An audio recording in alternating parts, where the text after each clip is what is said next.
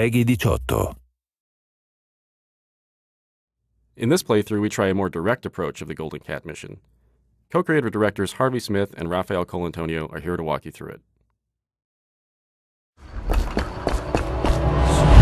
Okay, so this time the player has done a different sequence leading through the streets leading up to the Golden Cat, and it has come in through the rooftops.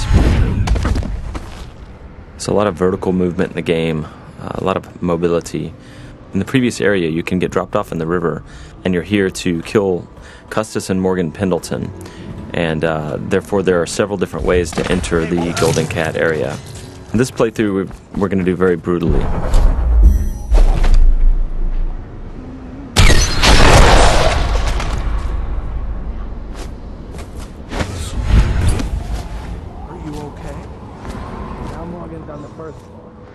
Need to get the men in position. The Ivory Room.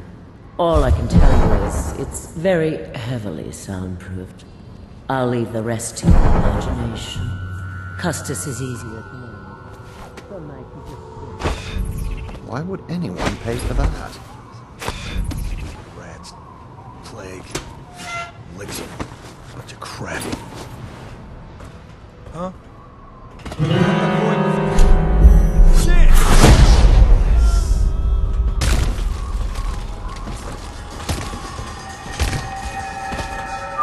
This is a drop attack.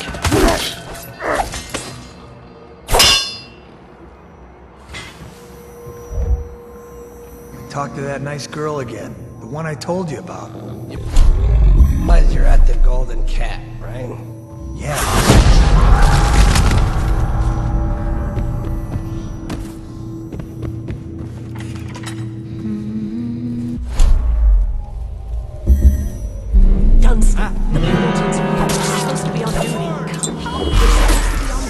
Obviously, playing this way has got consequences.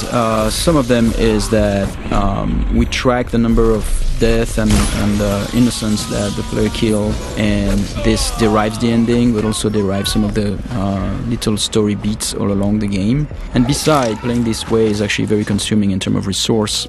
So the player uses those resources like powers and his mana and his health potions, and he has to use them carefully.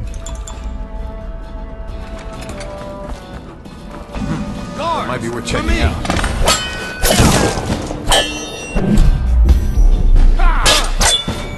Take out his legs! So here the player stopped time just before the guards have fired their pistols, and he's planting a spring razor there. When time resumes, it will kill them both.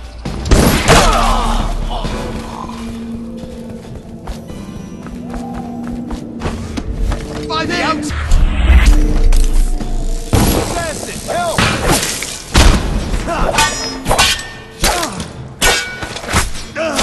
Game's combat with the sword, the melee combat, involves blocking and counterattacks if the blocking is timed correctly.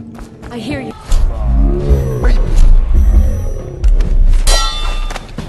I'm a fool. I'll have you whipped and put to work in the...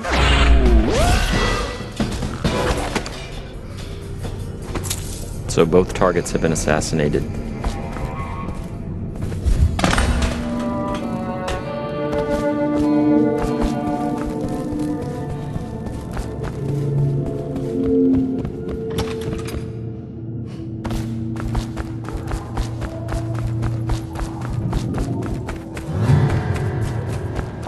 Huh? Someone help me out! Someone get over here! Help! Someone...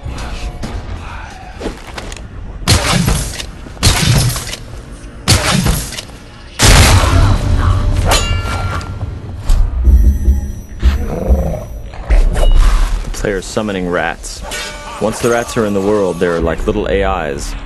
So sometimes the guards win, sometimes the rats win. And here the player has possessed one of his own rats and is now getting away.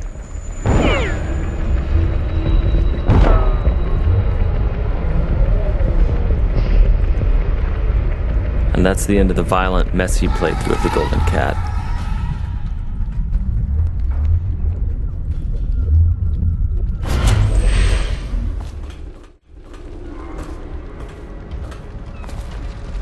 So this is a very different area. The previous area with posh and pretty, this is like desolated, abandoned.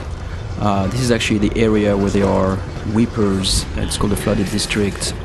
And there are those tall boys here that are preventing the weepers. The weepers are the plague-infected people. Those tall boys, their jobs is to prevent them from accessing the rich area. So they will shoot at the weepers and they will shoot at anything that tries to get through, including the player.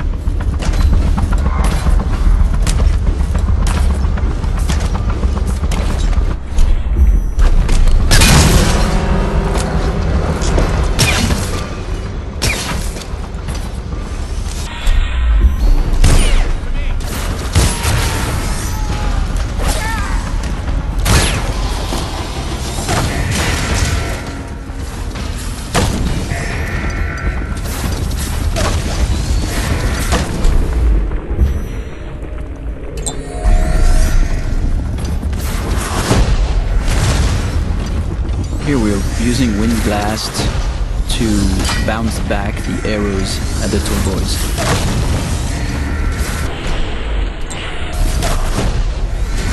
Using Wind Blast to knock the tall boys' phosphorescent arrows back at them is another combination of game mechanics that we did not plan for, but players found it quite fun. So we made some small changes to help support it.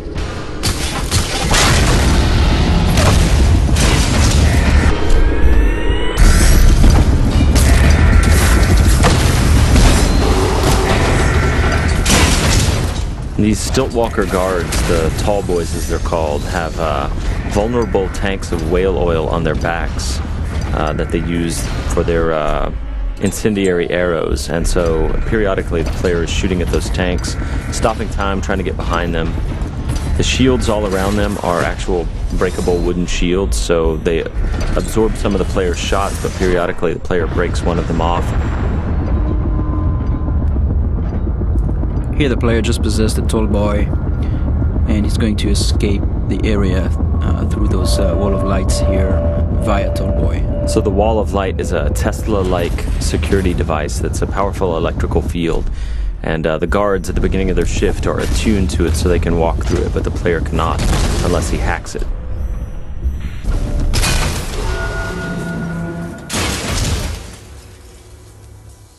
Thank you for watching. For an alternate approach, check out youtube.com/Dishonored or Dishonored.com.